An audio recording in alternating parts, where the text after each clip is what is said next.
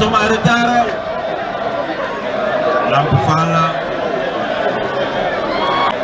Lampe Falla. Nous sommes en retard. Nous sommes en retard. Lampe Falla. Et Rassoul, le chouchou des Mouidiapo. Et voilà, ASC Darussalam, ASC Dental. Orientation de jeu vers l'attaque pour les bleus et blancs de l'ASC Dental. Et voilà, belle prise de balle, rapidement joué, Berceau capitaine. Orientation de jeu pour Darussalam, attention. Attention pour Darussalam. Première phase offensive. Crochet pour le 17. Attention. Orientation de jeu. Ah oui, retropasse vers son gardien. Très bien partout entre Darussalam et l'ASC Dental. Voilà, vous l'avez dit, monsieur. Merci Maman, merci ASC. Et qu'aujourd'hui, on est en train de suivre la troisième rencontre qu'oppose l'équipe de Dental en bleu, blanc vêtu et contre l'équipe de Darussalam en vert, blanc vêtu.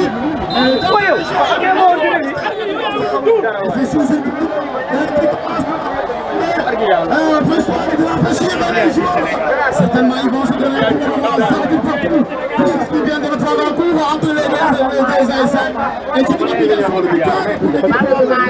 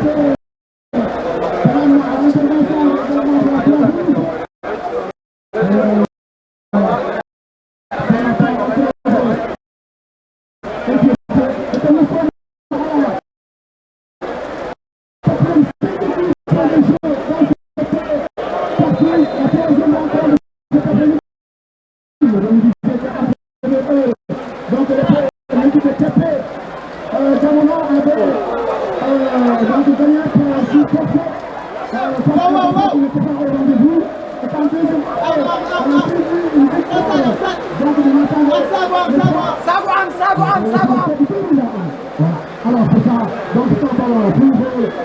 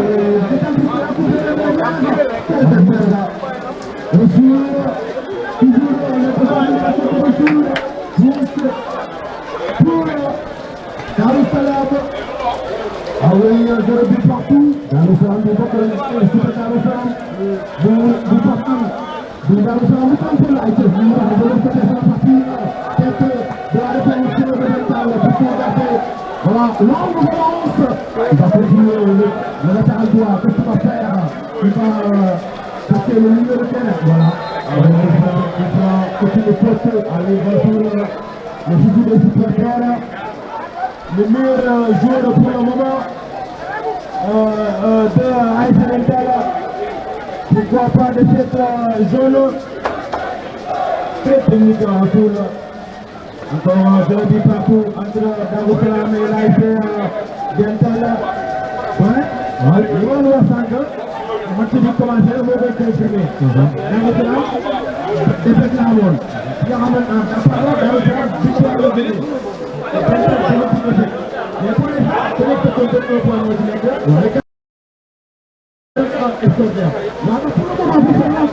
Non, pour le moment, oui, tu as donné la Amadoul. Vous savez, vous le conseillez, moi, c'est quoi? Il faut que vous donniez. Darussalam. Darussalam, il faut que vous donniez. Une victoire. On a 3 points de victoire. Maanaam match bi pour l'instant. Waaw ku nekk yaa ngi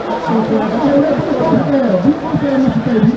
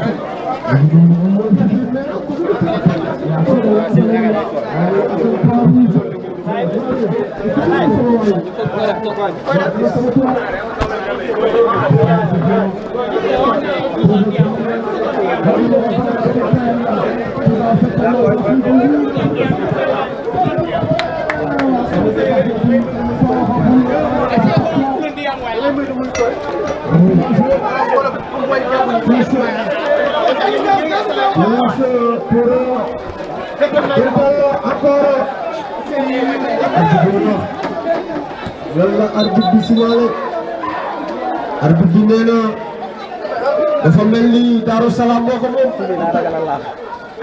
Darou Salam moo moomee toujours Bébé Thier moo daan nee nañ mooy combat bi ñu koy mbëru gox bi Bébé Thier moo daan pour l'information mbëru dëkk bi une information qui vient de tomber à chaud Bébé Thier moo mujjee daan te la ko doon wax fii na kay jàpp waaye maintenant attention le arbitre wax le arbitre wax corner c'est pas corner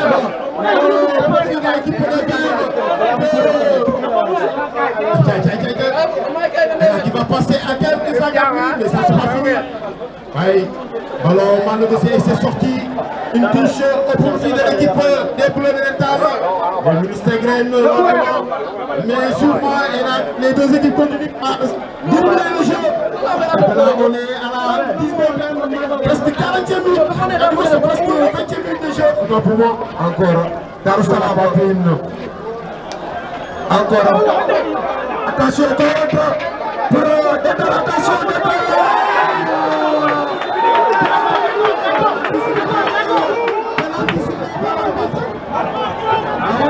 c'est un penalty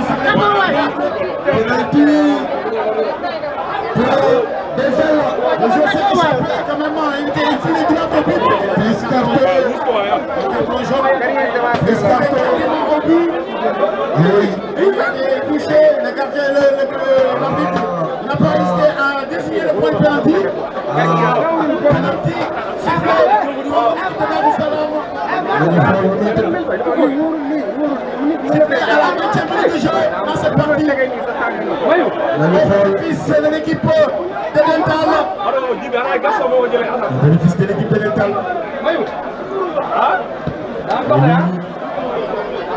En train de parler avec l'arbitre. C'est joueur de Darou Salam. Et le joueur est à terre. Et le joueur est à terre. Qu'est-ce qu'il va faire?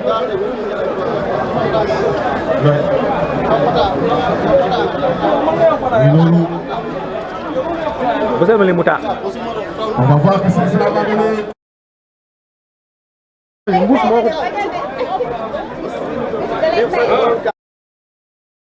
L'équipe de Dental qui bénéficie d'un penalty à la 20e minute de cette première partie entre l'équipe de Darou Salam envers pour ceux qui viennent de le prendre en coup et le bleu de Dental. Et dans quelques secondes, le penalty sera exécuté. Ah oui, penalty Dasara numéro 10 Dental. Dental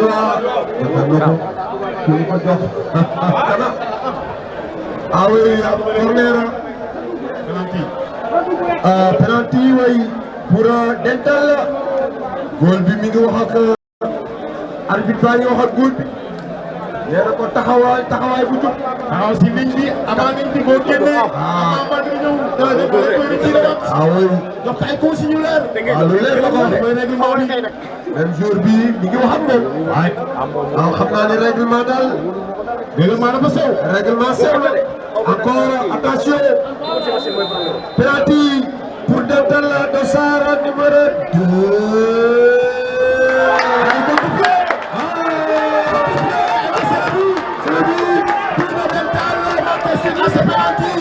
Sifflé contre Darou Salam. Et à la 22e minute de jeu. 22e minute de jeu. On siffle l'équipe de Dental. Pour le moment, 1-0 pour ceux qui viennent de le prendre en cours. Ok, 1-0. Dental la moo jiitu guma benn bal si dara ki nga xam mooy Darou Salam. Darou Salam mi ngi doxal waaye Dental mi ngi doxal.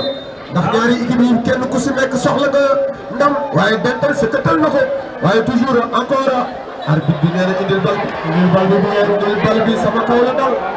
À faire, n'est-ce pas? Pas Aline jaune 12A ñu ngi lay gërëm di la ñaanal waaye di ñaanal sama jër bi Maguette Mbour mi nga xamante ni moom it coiffé na jaune bi jàppale président yi accompagner président yi si liggéey yu rafet yi nga xamante ni ñu koy liggéey doole. Encore touche pour Darou Salam. Darou Salam arbitre bi nee na génne leen bal bi ba pare encore Darou les verts de Darou Salam toujours ñu ngi tàpp ñu dafa di yaatal. Ah mauvaise passe, attention.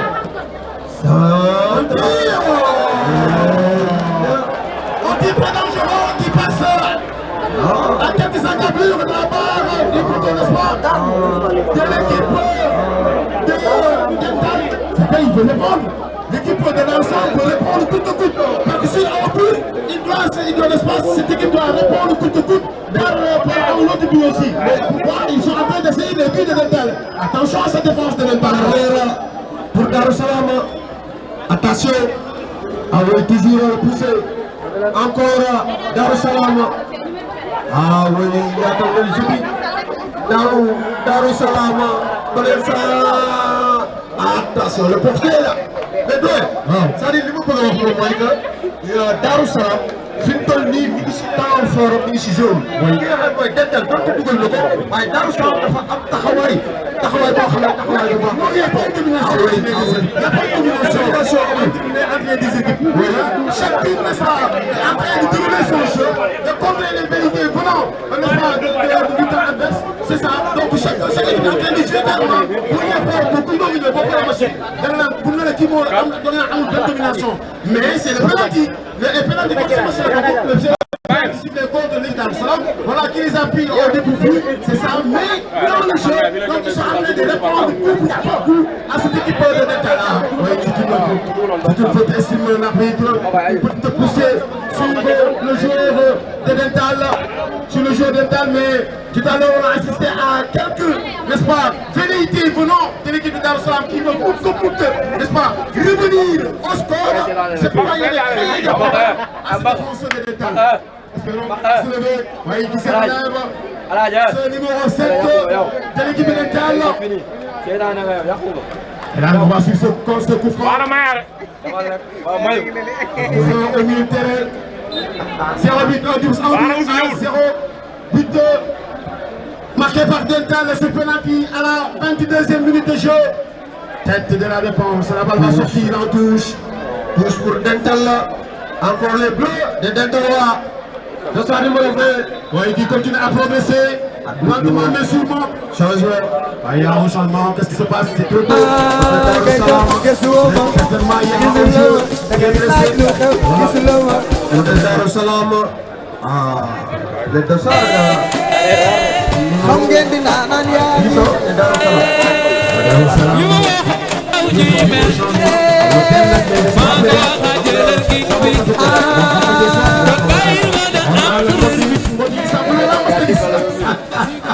Mon pays semble à Mastéris et la star pour les bleus.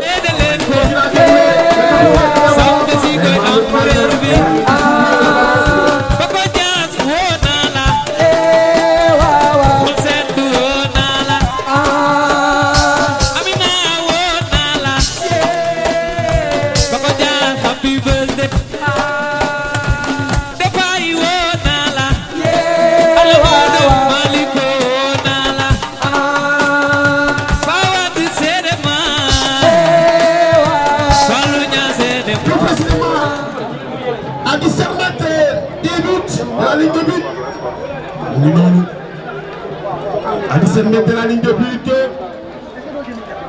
foofu la ki nga xamante ne Dar-es-Salam am coup franc très bien placé, très direct aussi, très en face avec le gardien de l'équipe de Dental qui mène pour le moment sur le score de 1 but à 0, but marqué sur penalty. Et qu'en deuxième heure, l'équipe de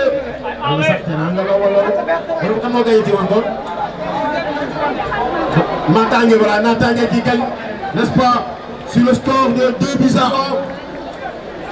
1. Le premier TP, tout puissant, n'est-ce pas, Jamono, Momo n'a pas gagné par forfait. L'équipe de Nantangue dit Diapo. Diapo, beaucoup de ça, il y a Katana. Il y a Katana, il y a Diapo. N'est-ce pas? Alors, on monte. Diapo,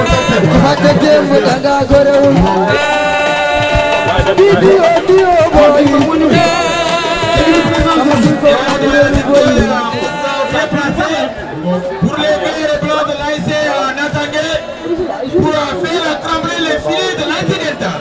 Suivre ce coup franc très intéressant. Un très bon coup franc pour un très bon tireur. Le Messi da koy naxasikaay. Le Messi da koy naxasikaay. On va voir ce que ça va donner. On va voir ce que ça va donner. Est-ce que ce sera à la Messi ou non? Un coup franc pour Dar-es-Salam. Il prend son élan. Qu'est-ce qu'il va faire? On tire.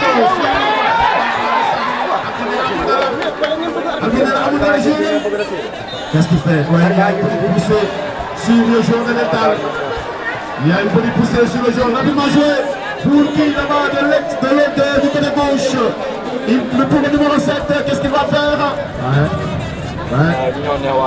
Il n'a pas pu contrôler la balle qui sort en touche. Touche rapidement exécutée. Momo bi machine bi contrôle la balle pour le moment Dental mène en place. Et voilà doyen Dindoya Dental qui mène 1 but à 0, match engagé. Mais c'est normal doyen Dindoya parce que match bi match début la. En même temps Dental dafa jóge ci défaite. Darou Salam jóge ci victoire mu nekk match boo xamante ne match qualif la ci ASC Darou Salam mais match pour jege xeeñtu podium bi pour ASC Dental. Voilà, c'est une rencontre très alléchante avec beaucoup d'enjeux. L'enjeu des deux côtés, une qualification directe pour l'équipe des Verts, mais aussi un repositionnement de l'équipe de Dental au niveau de la poule. On va suivre qu'est-ce que ça va donner. Une bataille entre l'attaquant et la défense. Quand même le gardien de but de Darou Salam qui saisit du ballon. Il continue à dérouler. Ah oui, touche pour Dental encore. Au bien 0. Dental va plutôt but. On entend les supporters. Ah oui, Darou Salam, les supporters vous non. dama yaakaaroon ne taw bee wàccoon seen kaw. mais ci boobu ndënd yi nag waaye mi ngi bëgg a woon. Darou Salam la. ñooy yëgal. Darou Salam la yëgal. encore 5 mètres 50 pour le portier de Dental encore. Dental mooy doxal. waaye ñaari équipe yi dem nañu solo. ah non. dem nañu solo. actuellement xam nga football léegi ah. waaye équipe yi dem salon parce que mooy léegi cheratul. mooy bu njëkkoon la cheral. waaw. waaw bu ñu ko mais léegi mooy moom vraiment. cheratul. sax bu ma sax sa mooy man ko match bu bees. mooy bu bees attention contre pour Dental attention. arbitre bi wax. nee na am na foofu. na fa foofu wala am na foofu doy. di nuyu doyen Soumaré. Soumaré. démb vraiment am na vraiment seetlu nañu kàddu yi am solo. waaye Soumaré. waaw nee na liggéey bi ngeen def am na solo point yi fii soulevé am na solo. waaw di fàttali point bi mu soulevé nee na egg commune bi. attention.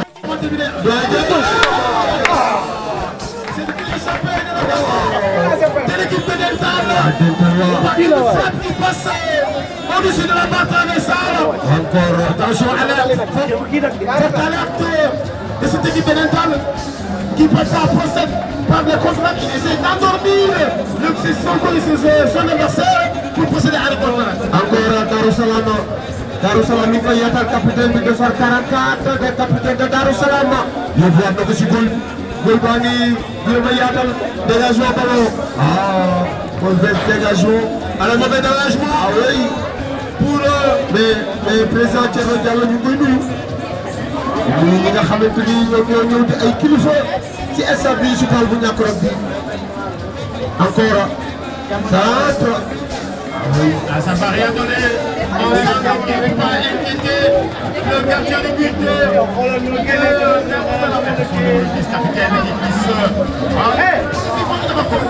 Attention. Attention. Contre. C'était dangereux. C'était le joueur de Dental qui se faisait menaçant. Et là, le ballon a décoché. Le défenseur pour sortir en corner. Attention à cette défense de Darou Salam. Attention à cette défense. L'équipe Dental, c'est une très grande équipe. Procéder à la Attention. toujours.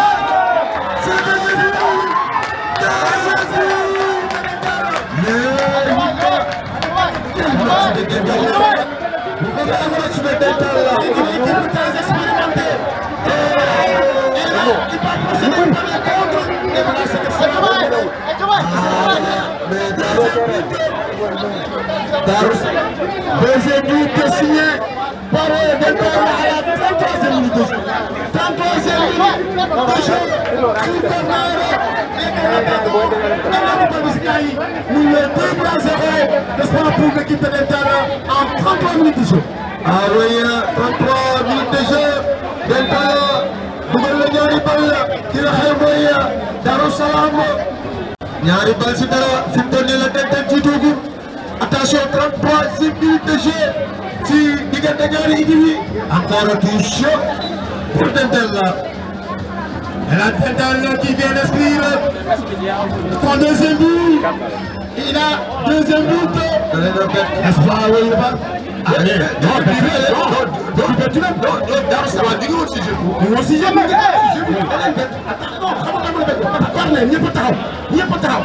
action qui là, Attention, attention. Qu'est-ce qu'on va faire? Il va passer par un tir. Non, le contraire. Ça revient toujours pour Darou Salam qui continue à dérouler. Oui, il va ouvrir qui son extendé qui va centrer. Tête de la défense de l'interne pour sauver la balle. Qui... Oh, le capitaine, très bien joué. Il va aller encore. Ah, dégagement pour l'interne. Encore Darussalam. Attention toujours Darussalam mi ngi yëgal mi ngi doxal dental mi ngi si topp waaye Darussalam ala accu bàyyiwul encore. Alors il faut quand même le voir hein. S'ils le voient donc ils peuvent continuer ils peuvent quand même avoir quelque chose avant la fin de cette première partie cette équipe de Darussalam. Jusque dans la zone adverse pour qui une bataille entre le gardien de but.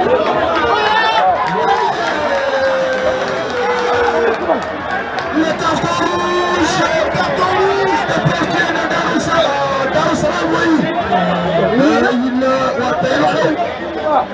Mais l'homme moo xew parce qu'il avait mais moom il avait un carton là le gardien. Non. Oui mais qu'est-ce qu'il a fait? Mais je crois que non il a pris la balle en dehors de la surface, n'est-ce pas? Je sais pas qu'est-ce qui se passe. Il a pris la balle en dehors de la surface.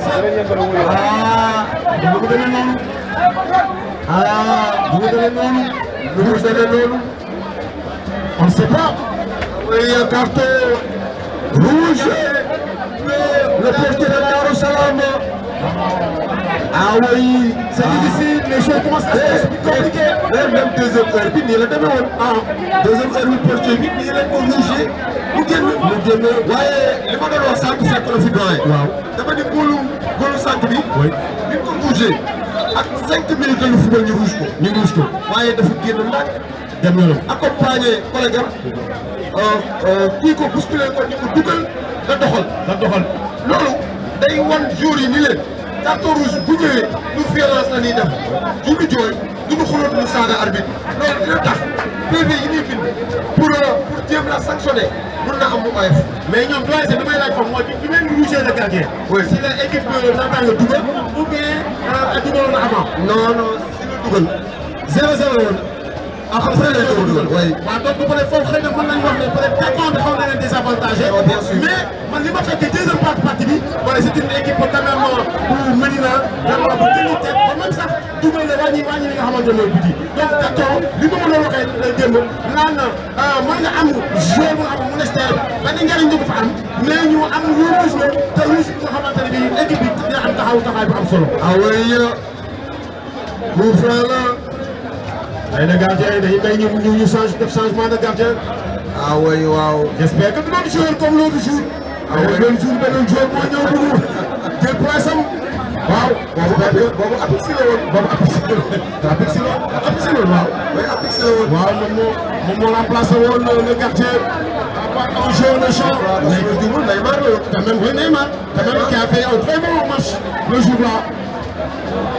Neymar qui a fait un très bon match le jour-là. ah oui xam nga doyen ñaari équipe yi dañoo xamante. waaw Darussalam Dental du tey la ñu commencé daje. non Darussalam dafa yàgg loo daje. Darussalam dafa yàgg.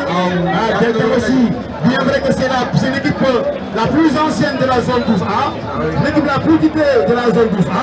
mais yéen ñu ngi xamante nañ n'est-ce pas équipe yi yàgg nañ foofu si biir Tivaouane ñu xamante et puis Dental c'est l'équipe traditionnelle.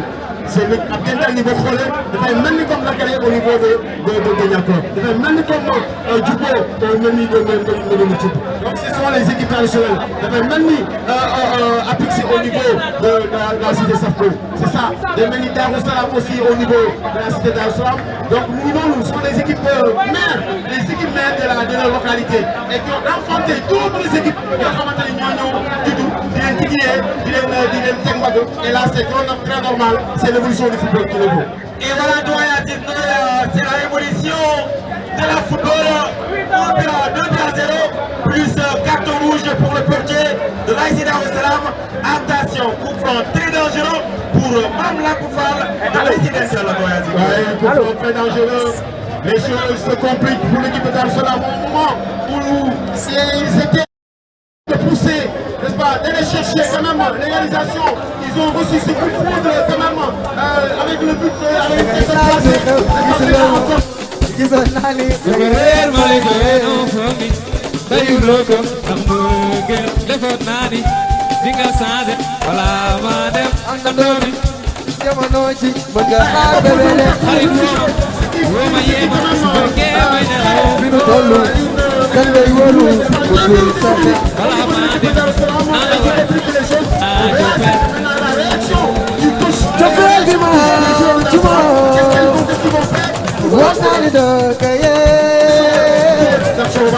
ce tir-là.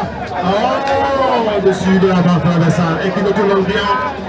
Un tir qui ne donne rien. Qui ne donne rien, qui n'a pas inquiété ce gardien, ce nouvel entrant, ce remplaçant, n'est-ce pas, du gardien titulaire de cet après-midi de Dar es Salaam. On va voir qui sera faire. L'endroit et là c'est un ballon pour les Verts. Il faut la balle va sortir tranquillement. Non, ça devient rapidement joué. Dégagé encore une fois par la défense. Justement, qui, l'excentré gauche de Dental, il va essayer de passer son vis-à-vis. Il le travaille. Ligne de bataille entre les deux joueurs. Ouais, sortie de touche. Et pour ceux qui viennent de le prendre en cours, à redire que l'équipe de Dental en bleu mène le score 2-0. Soit sur le premier marqué sur penalty et le deuxième celui-là en corner et une tête placée. Ça fait 2 buts. Et que le gardien de but de Dar es Salaam vient d'être sorti. C'est un carton rouge. Ballon dégagé. Tête du capitaine de Dar es Salaam, récupéré par toujours les Verts. Mal négocié. Et là ça revient, d'être passe jusqu'au gardien de but. On est à la 42e minute de jeu dans cette partie. Et voilà, 42e minute, 2-0. Encore orientation de jeu vers Dental. Et voilà, bonne défense, touche pour les bleus et blancs de l'Est Dental. Encore quel match pour Dental et Dar es Salaam. Encore ballon dans l'entre-jeu pour les Verts. Attention contre, pour l'attaquant, attention. Ah oui, bonne défense, mais c'est pas fini, attention. Ah oui, le meilleur gardien de la zone 12. Ah, et là, pour dégager le ballon vers Rasoul, repasse, vers le capitaine. Encore le meneur de jeu, toujours pour l'AS Dental, vers Rasoul. Attention Rasoul vers Mamlamp. Quelle passe, ah oui, attention. Ah oui, hors-jeu pour le double buteur de cette journée. Le double buteur, c'est lui qui a marqué les ah oui, les 2 buts, le gardien de l'AS Dental. C'est fait une tête. Ah oui, 2-0. Ce double buteur est parti pour être l'homme du match. En attendant, c'est pas lui. Ah oui, parce que non, vous pouvez se tirer. Ah, mais il est parti.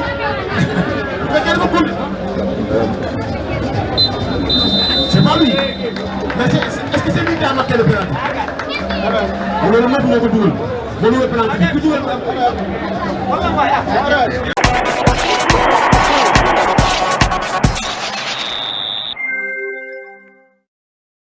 C'est beaucoup d'hommes.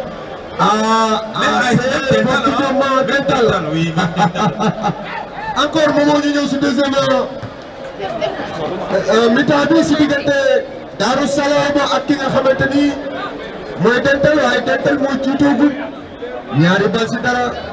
Dar es Salaam am na benn carton rouge portier bi nañu rouge waaye encore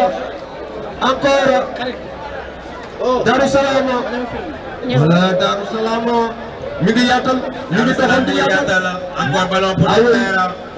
Pour sauver l'honneur, pour chercher peut-être le match nul. Pour essayer Dar es Salaam peut-être pour accrocher les quarts de finale. Ah oui. 2-0. Encore rapidement joué. Ballon quelle orientation de jeu. Mais récupération pour Rasoul. Encore Rasoul dafay temporiser, ñu récupérer la balle bi ci moom. Dar es Salaam, attention, quelle passe de Dar es Salaam, attention. C'est la passe. C'est la passe. C'est la passe, toi Aziz. Je sais pas ça.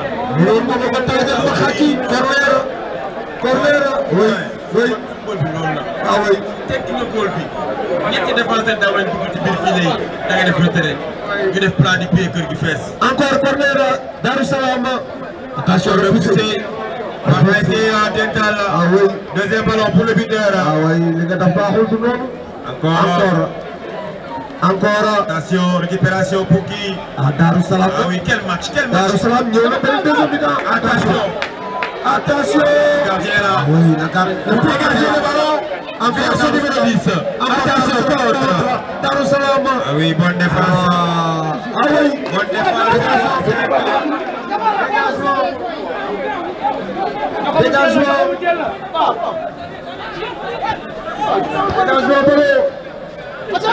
ah oui je passe mais mal suivi. jërëjëf madame Gaye jërëjëf liggéey bi rafet na yàlla fay ko. borom was wi moom ci bourde la ne chaque jour lay bourde. ba pare nag di indi ay teranga. mais déglu naa benn waxtaanu benn kilifa.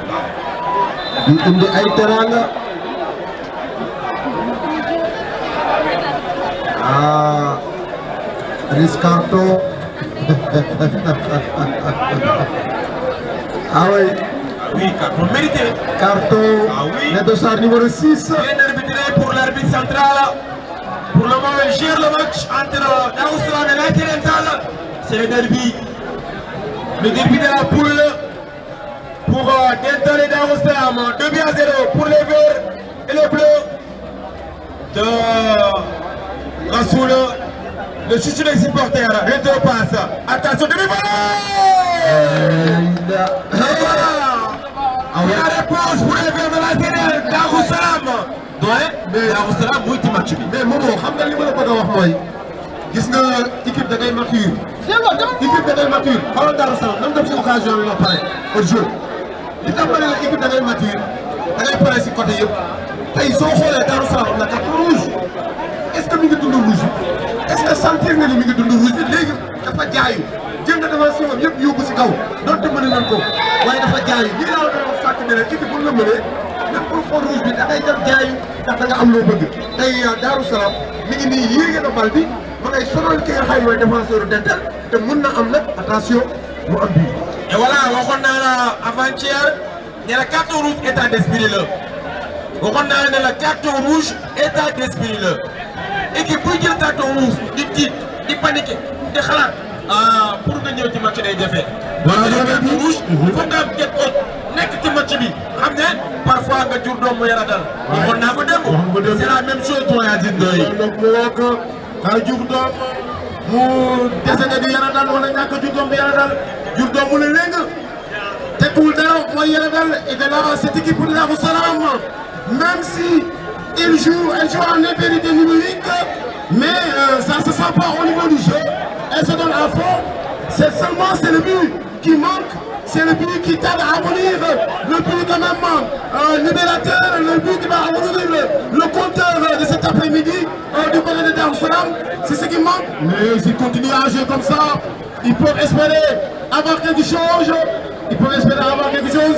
Et là, on est dans cette deuxième période, à la 5e minute du jeu, plus précisément, dans cette rencontre. Et toujours, au tableau de visage, il y a 2-0 en faveur des Bleus de l'ASC Dental qui continuent d'étaler toute leur puissance, leur expérience, j'allais dire, n'est-ce pas, devant celle de Darou Salam. Même tu peux dire que ce sont les deux équipes les plus expérimentées de la zone 12A. Cette équipe de Darou Salam et celle de Dental, l'équipe la plus ancienne, mais aussi la plus titrée, je le disais tout à l'heure. Et pour le moment, la partie est interrompue, on attend qu'est-ce qui se passe là-bas. benn information yi mooy. waaw entraîneur u Darou Salam bi. ancien jour ASC Dental.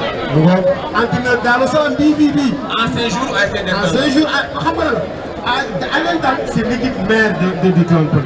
tey mën na fa jur ay joueurs jur fa ay entraîneurs parce que tey mën nga gis joueur boo xamante ne ancien joueur Dental la ëllëg mu nekk entraîneur wala ñu am seen koñ ñu créé équipe donc mu nekk fa entraîneur donc moo tax def si la ak sot si entre les deux équipes parce que ce sont des deux équipes d'une même localité et la même localité c'est quoi? Ça s'appelle Tivaouane Peulh. Donc c'est ça pour les deux équipes.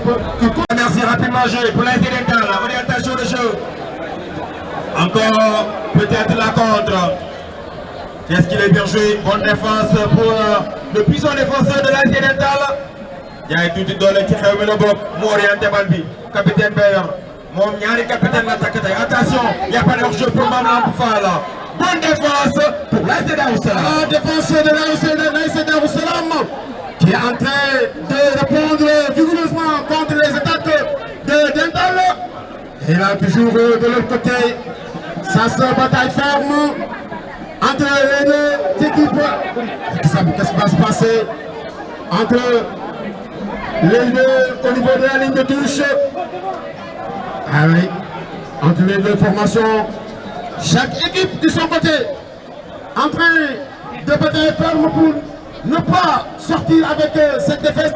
Mais numéro 1 Sabi s'est tenté.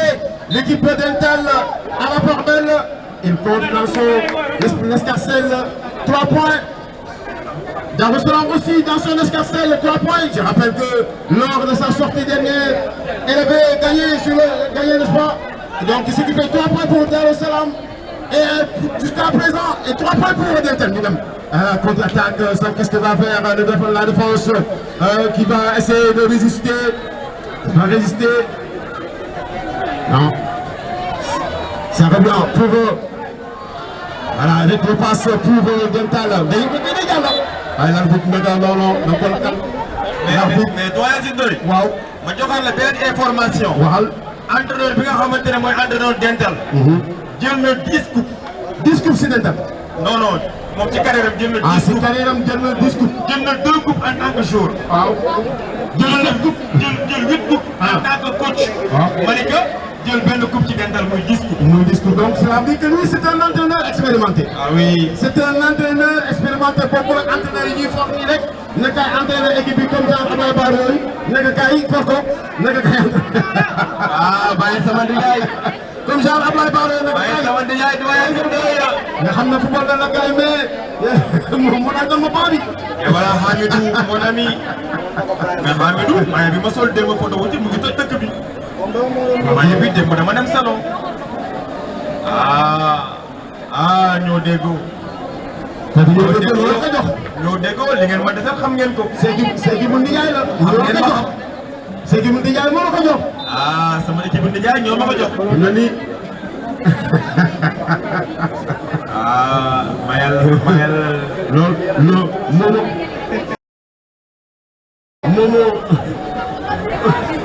Momo. Encore rapidement joué. Orientation de jeu. Attention, qu'est-ce qu'il est bien joué. Attention, ça a pris. Une position de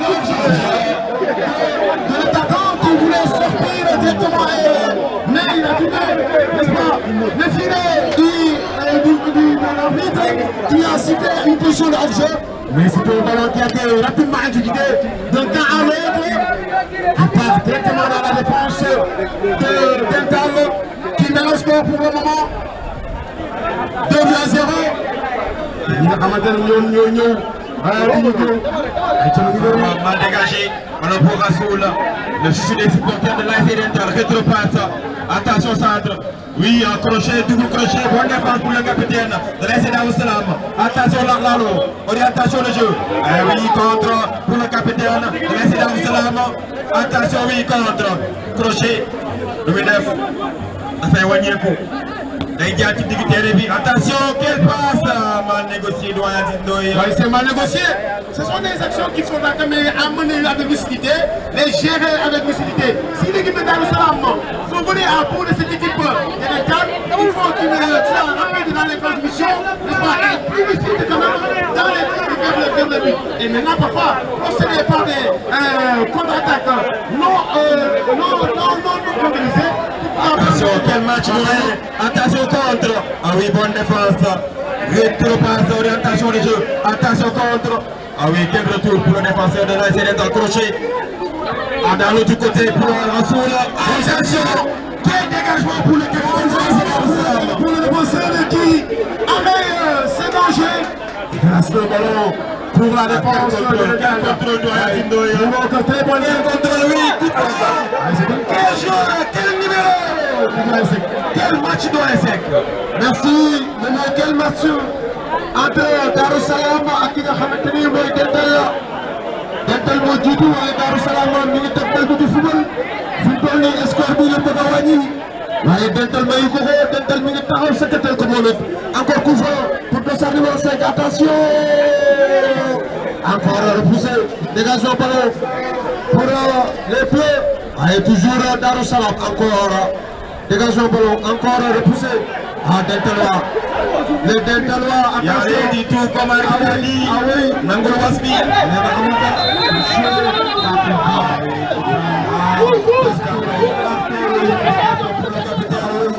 Un peu frustré pour le capitaine de la SC Darou Salam. Mais doucement. Ah oui, les supporters. Mais doucement. Mais regardez les supporters de Darou Salam. C'est Darou Salam. Ah voilà la réponse des supporters. Darou la ñu bëgg Darou Salam. Ah woote na. L'arbitre qui appelle les secouristes de la Croix-Rouge qui vont aller s'appeler. En tout cas, ñii dara moom maa ngi koy wax ne suñu secours yi ñoom war nañu ma dem compétition athlétisme am nañ vitesse am nañ détermination. loolu moo taxoon Brian Seck gis leen bëgg see dugub tey ba su duggee. dina dawaat génne tey ba su duggee. pour gars yi seen tenue rouge yi rek ñu ngi si plus si ginnaaw nga bëgg am plus. waaye Seck kon di nga génnaat de. damaa bëgg nga nekk seen coach à distance. xanaa nga nekk si ginnaaw rek naa dawal. voilà dëgg la dëgg la gars yi moo dem. dëgg la mën a. Mohamed ancien gardien moom la ñu parrainé match bi homme de match bi moo ko war a joxe. Pape Boy jërëjëf. Coup franc pour l'ASC Dental. 2-0 pour les Bleus. Mais Dental, troisième match, dese na ko Soukabe. waaw Soukabe moo koy dese. Soukabe pour l'instant 0 point là. 0 point parce que Soukabe dégg nga je pense que n'est-ce pas donc il n'a pas encore de points léegi Soukabe bi ngay dese donc ce sera un match très difficile aussi entre et Dental parce que moom tamit dañu bëgg au moins am au moins 3 points dans son compteur. Attention récupération de Raoult. Attention frappe. Un trou de la terre. Ah oui, 45 mètres pour les Verts de l'ASC Darou Salam. C'est ça. Ce sont ces gens qu'il faut affronter parce que pour le plan du profit et l'espace gardien de cette défense, il faut procéder par des tirs de loin et là, surtout à la terre, si c'était tardé, on aurait assisté quand même à l'ouverture du score du côté de Darou Salam. Et là, c'est un ballon tête de la défense, ça veut dire pour les Verts, rapidement joué et ça va partir. C'est aussi pour le Darou Salam, réponse du DG à la bergère, ça revient au niveau de l'ambition de une position irrégulière. Ah oui, bien arbitré pour l'arbitre, touche, sifflé par l'arbitre. La belle dame de Soukoura de Fix. Oui. Ah oui. La Soukoura de Fix qui officie ici, dans cette zone, dans cette partie de l'ODCAV de Rufisque. Alors, de l'autre côté,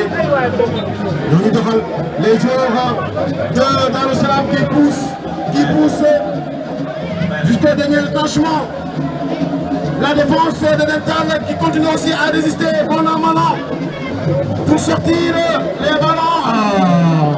Et voilà, bien tenté mais mal négocié. Alors c'est mal négocié, c'est cette balle mal négociée par l'attaquant et là ça ne donne pas, ça ne quitte pas le gardien le but. Et on entend derrière en fond sonore les supporters de Darou Salam qui ne se découragent pas quand même, qui continuent à pousser leur poulain au déplacement, qui continuent à supporter. Supporters yi déglu tey mooy ñi nga xamante ne mooy waa Dental yi. dugal néew bi daal di taxaw jàpp. Dégagement pour le portier de l'ASC Darou Salam. Mal négocié, encore loupé. Attention contre pour les Verts. Attention danger, quel duel, crochet. Attention frappe. Ah oui, quelle frappe, mais contré. Deuxième ballon, bonne défense. Encore poussé par la tête. Attention oui, attention. Yow leen xool ko. Ah oui, Croix Rouge di ñu defal loolu. Croix Rouge dañu xool lu ko dal. Merci.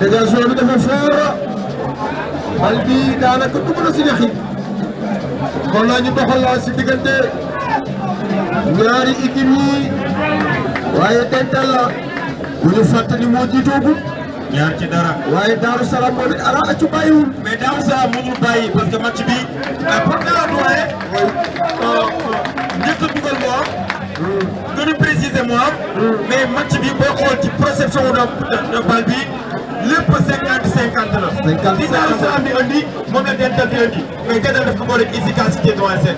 waaw mais dental dafa teel a dugal la sànni karawaas ndax xam nga ba moo toujours lii laay wax dama naan équipe boo ko jekkoo dugalal boo amee ay occasion de but dugal ko ndax am tout tey équipe boobu mën na la contrer tey soo xoolee dental am na ay occasion de but taxaw dugal ko muy 2 buts yoo xamante ni teel na koo dugal pour mën a libéré wu si match bi démb tax maa ngi naan benn but du but ñaari but score 3 moom mooy mën a def différence si match bi waaye soo xoolee dental teel naa simmeeku si match bi donte dugal na 2 buts waaye fi mu toll nii mi ngi jéem a gérer score am pour mën a yóbbu kii si 0 point fi mu toll nii. Et voilà, 33e minute de jeu. Attention contre. Attention là. Attention, oui. Oui, la centre.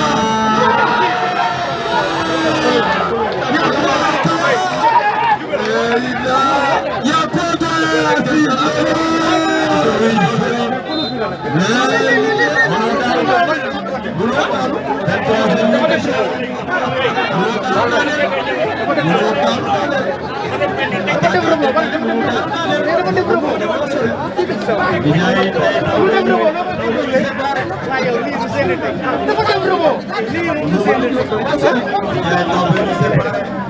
yow la def robot dugaloo ko noo koy contrôler.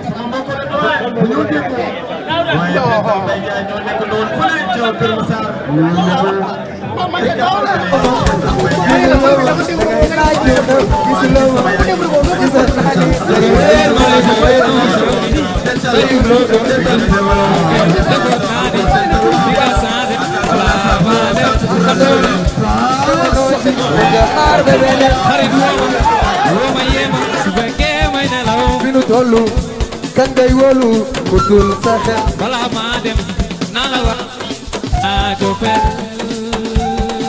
cofeel bi ma am ci moom war naa ni qu'est-ce qu'il y a? Manque d'efficacité pour ASC Darou Salam mais dañoo yàkkamti wala lan la? Yàkkamti yàqule. Ah oui. Yàkkamti yàqule. Ah oui. doyen dañoo boole kaw bu ak yàkkamti comme ni ko doyen Aziz di waxee. Ah oui. Ah dañoo boole kaw bu ak yàkkamti. Kaw bu ak yàkkamti. bu ko yàkkamti yàqule. Yàkkamti yàqule. pourtant Darou Salam équipe bi mu yor. non macha allah. non équipe bu baax la yor. Dernier avertissement pour le portier. Le meilleur gardien de zone 12A de président Paline. Encore contrôle pas ça. Oui, il y a une chance là-bas.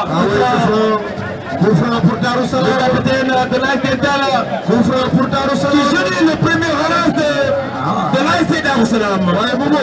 waaw oui. mais du dem te gàcce nga amul ki li xam mooy Paline.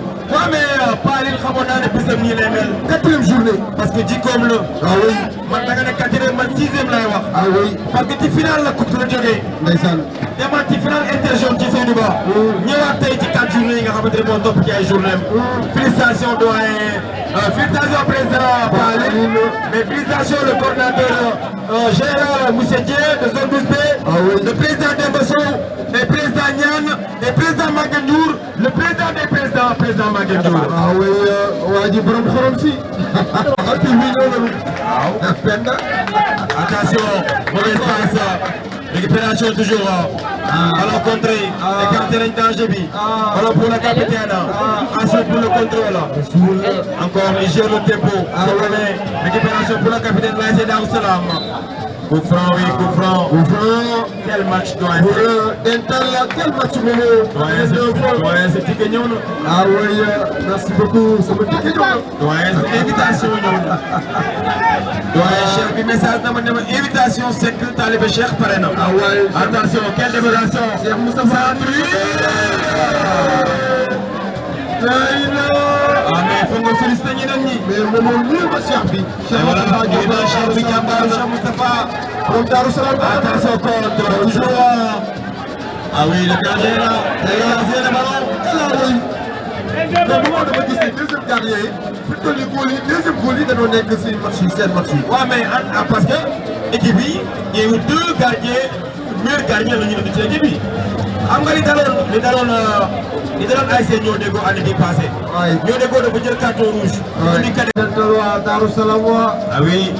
ñaari équipe yi kenn ku si ne joxe. attention de Mame Lamp Fall. attention. Darou Salam pour dental là. Orientation de jeu dans l'autre côté. ah oui. ah y a personne là-bas. Personne là-bas. ah oui. Encore quelle orientation de jeu pour dental. Quel jeu ça. Dans l'autre jeu. Attention contre. Mauvaise passe. Xam nga loolu la lay wax. Darou Salam am na ay bagages yu mu ñëwee ci match bi mais précision ak yàkkamte la boole ci match bi. waaye encore coûte à coûte dafa bëgg am égalisation ñaari équipe yi ñu ngi doxal la encore dental la ah mauvaise passe encore Darou Salam ah mauvaise passe moom it gars yi dañoo yàkkamti encore toujours Darou Salam dental Attention Cheikh, quelle rapidité.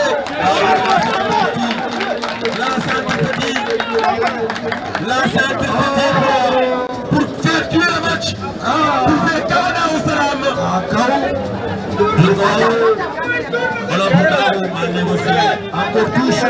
À négocier pour les bleus, pour les verts. Rouge. Voilà touche. Mais tey gisuma Pirlo. Le nouveau couvercle de l'ASC Dental. tey gisuma Pirlo. xale boobu mën a football la. te ndaw nekk ci ginnaaw. Momo yaay. bu ñu fàtte ne tey mooy 6e jour pour vous. di jaay pour tax Seydou Ba wax la lam lay wax. tey mooy 6e jour bi. pour tax Seydou Ba wax la lam lay wax. na la ñaan yàlla egg sa jàmm. Seydou Ba nee na sa nijaay yi. dem na pour ji. attention mauvaise passe. sauvetage. kon tey nañu teel a dem pour ji. tey nijaay nag am ñaari ko ñu moom. dinaa ko mën. ñaari kon yooyu tam si li nga mën a def rek ngay def. encore. non moom ay ko ñu xale la moom ko ñu mag laa koy jox. dental mi ngi tapp di tuxu di yaatal. encore quelle passe de Dossard. attention. pour dental. ah oui touche. ah oui. chef Coly démb moo doon. waa chef Coly mu nokkul équipe bi nga xam ñoo ne ci commune bi. attention. ah oui. mal négocié pour Lamp Fall. mal négocié pour Lamp. Attention danger. Ballon dans l'entrejeu. Orientation de jeu. Attention contre. Attention. ah oui. le meilleur gardien est là. Le portier est là, oui. Avec quel déplacement. Encore Darou Salam, Yakamti. Encore Darou Salam, Yakamti. Yakamti Darou Salam. mais Momo. oui vraiment Darou Salam indi na jël. gis nga lii laa gis nga le problème moom mooy que donte rouge nañ la am na carton rouge. bu doon di footballé à 10 si dental waaye taxawul si ay kawam. Darou Salam dafa yéege bal bi accéléré jeu bi wane ni mel ni moom moo mënee te fi mu toll nii moom la ñu mën. waaye Darou Salam daal gàcce galama même bu fi jëlee tamit ba def loo xamante ni defet la gàcce galama Darou Salam indi na jeu boo xamante ni jeu bu jaar yoon la ba mu. Et voilà, déjà rouge état d'esprit là. Pour le changement côté Darou Salam. Déjà rouge état d'esprit là. ah oui. boo feebalee trop boo manqué benn cër da nga yaakaar ne bokk nga ci dund gi. ah oui. ma nekk loolu yàqul dara ci dund gi di jaay. ah oui. changement. sortant de sa numéro 10. côté Darou Salam. côté Darou Salam. Darou Salam yokku na kaw. ah oui def na 2 changements. waaw kaw gi lañ jéem a yokk. attention oui. encore. mauvaise passe. Dégagé, contré. ah oui. Deuxième ballon, mal négocié pour Lamp Fall. Orientation de jeu. Lamp Fall, ballon récupéré. Chipé par le capitaine de l'ASC. Encore contre. ah oui. Le nouvel entrant. ah oui. Qu'est-ce qu'il est bien joué pour les bleus. Attention, Lamp. Qu'est-ce qui se passe Lamp Fall. Qu'est-ce qui se passe Babou Mouridou. pour Dental encore. encore Darou Salam 227. Ah oui, coup franc, plus carton. Coup franc, c'est plus carton. Loolu la ñuy wax këmëx. Dental moytu leen. Loolu la ñuy wax këmëx. Dental moytu leen. Ah mais ne yaay match bi ñaari bi kenn du moytu kenn. waaw mais xam nga suba ci ay 11h. maa ngi marché Tivaouane Peulh. yow mi waaw parce que dafa am ñaari boy yu ma invité ne ma après match dental bi te suba ko ñoo la invité ndekki pour ñu waxtaanee match bi. dañuy suba damay def uniquement pour toog waxtaanee match bi. kon mooy daf bàyyi. non foofu ay xale lañ. ndekki xale ah oui, le gardien est là. Ah oui, le gardien est là. Zone 12A de président Paline. Ah oui, dégagement pour la saison dernière.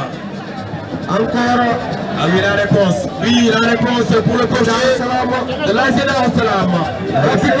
Dans l'autre côté. Encore. waxtu bi mu ngi fi toll. waxtu wi ñu ngi tolloogul ci 36e minute. Ah oui. 36e minute. 36e minute ci sama chrono.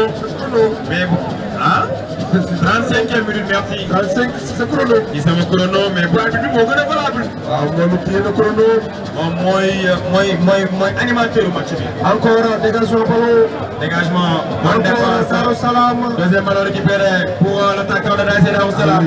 Attention contre Dossard dans le milieu. Mauvaise passe. Quel Dossard de 27 bi. Attention. Darou bàyyiwunu.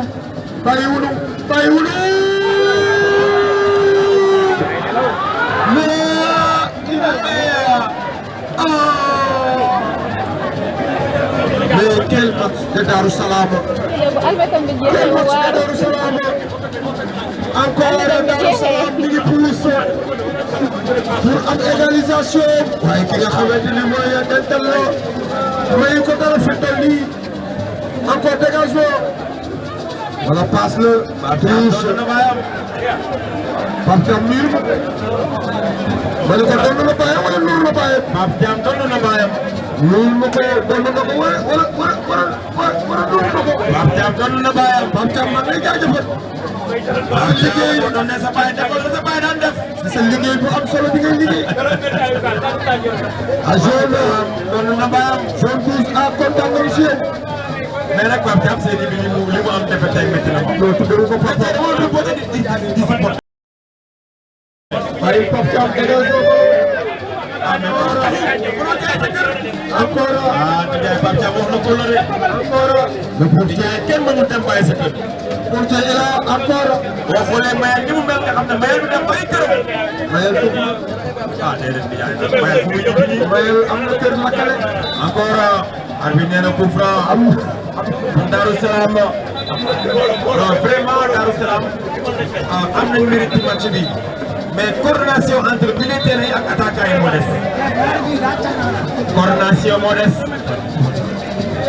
mais man Dieng. Darou Salam dese na ko benn match. Darou Salam dese na ko benn match.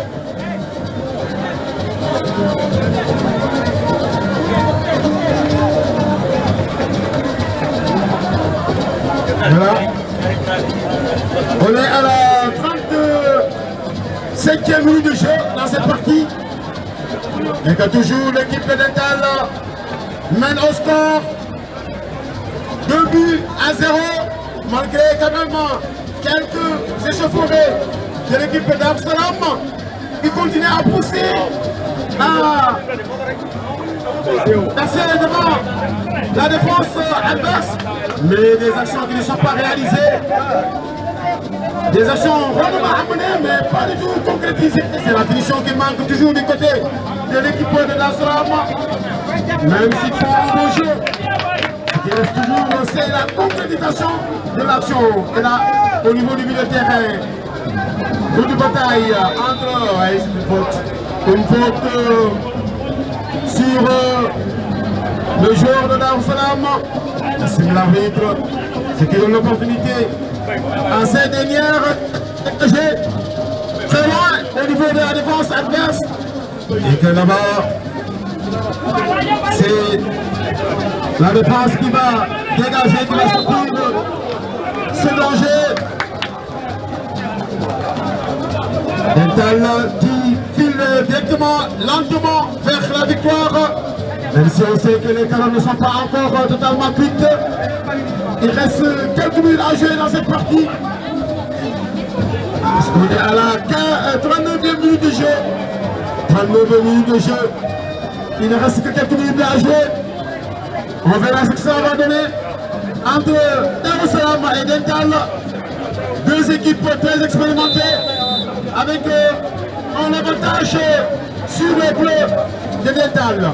Là-bas, la balle va sortir en touche et ça nous donne bien Estime Lafitte qui dit qu'il faut revenir. C'est joué rapidement. Là, pour toujours les bleus de Dental qui va se développer, contré par la défense de Darussalam. Bon jaillissement, lieu de bataille. Et là, c'est une balle en profondeur pour le numéro 14, mais ça ne passe pas. Le numéro 15 du moins, ça ne passe pas. Et ça permet à Darussalam de revenir. Donc échapper. Pour qui? Pour les Verts. Alors, on va négocier, la balle va sortir. La balle va sortir, touche rapidement exécutée. Et là, ça va sortir encore, une touche encore pour les Verts de Darussalam qui continuent à appuyer sur l'accélérateur, à mettre la pression sur cette équipe de Dental. Parce qu'ils veulent coûte que coûte revenir au score. Ne serait-ce que diminuer le nombre de buts encaissés. Dominons-nous. Touche dans cette pour cette équipe de Darussalam qui continue à dévoiler les jeux. Alors les Gantangais vont gagner ici deuxième heure sur le score de 2 buts à 1 devant l'équipe de Médina. Et que l'équipe de tout-puissant Diamolo a composté sa victoire suite à un forfait sur Diapo. Diapo, TP Diamolo. TP Diamolo pour Mayacine et Issa, mes amis à Tiawan Paul. TP Diamolo mu ngi noonu bu mujjee am ndam forfait bu équipe bi nga xamante ne moo di Diapo bu Sonabet. man li ma jaaxal nag son président équipe bi président la. président zone bi équipe bi moom lañ ko xam. mais loolu nag day na waar wala ko xoolaat. loolu nag day na waar wala ko xoolaat. loolu foog ma wax ci. en tant que président zone c'est équipe bi foofu la. loolu day na waar. mais sa oto dégg naa moo pan couragement Tivaouane Peulh.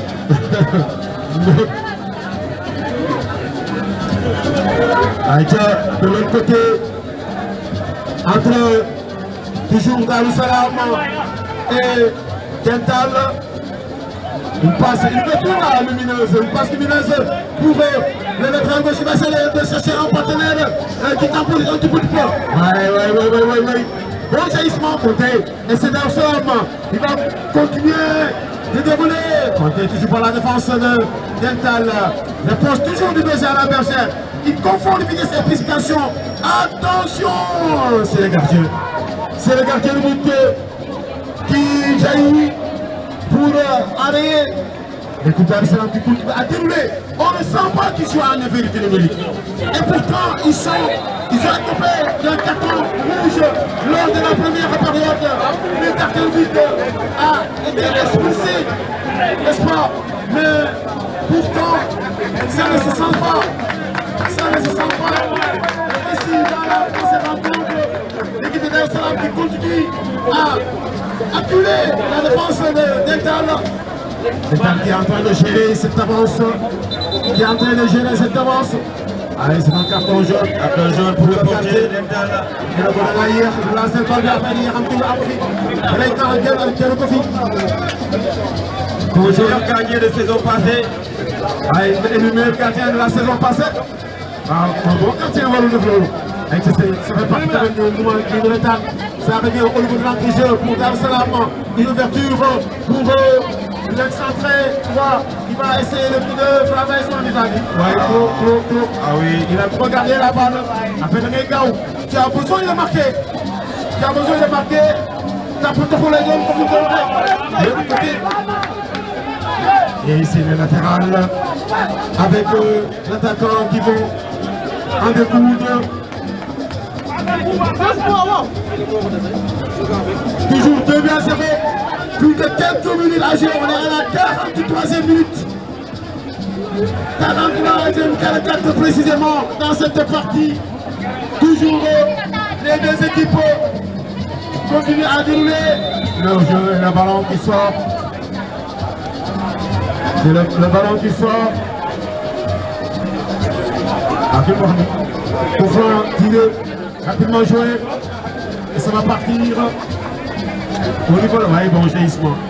Bon jaillissement pour enrayer le danger. Et ça ne donne rien. Ça permet à l'équipe d'Intel de se replacer, de se repositionner. On est dans les ultimes minutes, dans les ultimes moments de cette partie. Cette partie doit être attention corner pour la SC Darussalam. Attention danger.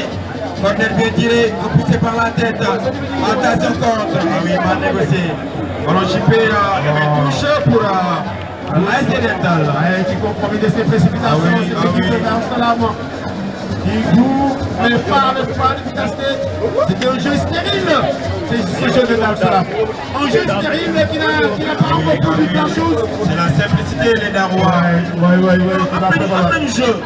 Am nañu jeu mais li nga wax léegi dañu boole yàkkam ci ak gaawtu. Parce que lii Darussalam maximum waroon na am benn but. Oui, le monde est bien, parce que la physionomie de la rencontre ne montre pas une domination de l'équipe de Dental. Tout c'est la maturité, vous avez les 2 heures et demie, alors que c'est pas ça. L'équipe de Dental est donc menée efficacité de l'équipe devant le but. Donc ils ont eu un penalty et maintenant ils sont doublés par un autre but. C'est efficace comme Tahaou, c'est le temps. Et nous avons bien arbitré aussi. Hors-jeu, c'est le match. Amal courage de continuer fort parce que l'équipe est sur là. Parce que sur là, c'est ça. Pour le voir sur le fourri, pour gagner le match.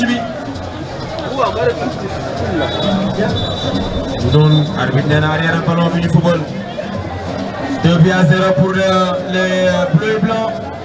Pour l'instant, Dental, on a du compteur 3 points. Ouais. 3 points. Ils sont à égalité. Maintenant, c'est le 3e rencontre qui va déterminer les choses. Voilà. Donc, Dental, le monde est que. Le plaisir va. Darussalam 4 points là, ou bien 3. Ça a dit le 3e match. Ah oui, ça a dit le 3e match.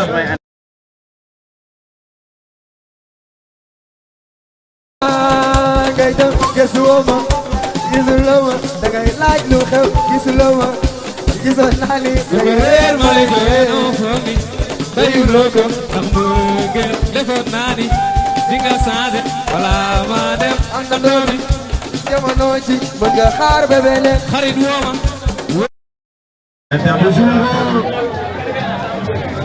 Et voilà, à la 15e minute de jeu. On est dans le temps additionnel. Pour le moment, l'autre, certainement. L'arbitre va mettre un blanc pour cette rencontre. Va mettre fin à cette rencontre. Ça, l'arbitre qui suit là. Une position irrégulière. Toujours pour ceux qui viennent de le prendre en cours. À retenir que l'équipe de Dental en bleu mène au score 2 buts à 0 et 2 buts marqués lors de la première période. Le premier but, c'est penalty, le deuxième, quelques minutes après, suite à une tête placée du numéro 2 qui a doublé cet après-midi, le numéro 2 de l'équipe de Dental. Attention, une bataille entre la défense. Oui, c'est une faute. C'est une faute sur le défenseur de Darussalam.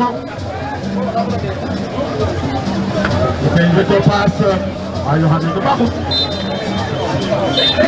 Et voilà, C'est fini. c'est fini. Et doit on demande c'est le double buteur. Le double buteur de cette L'attaquant de l'ASC Dental, c'est Sangaré. Sangaré, donc, c'est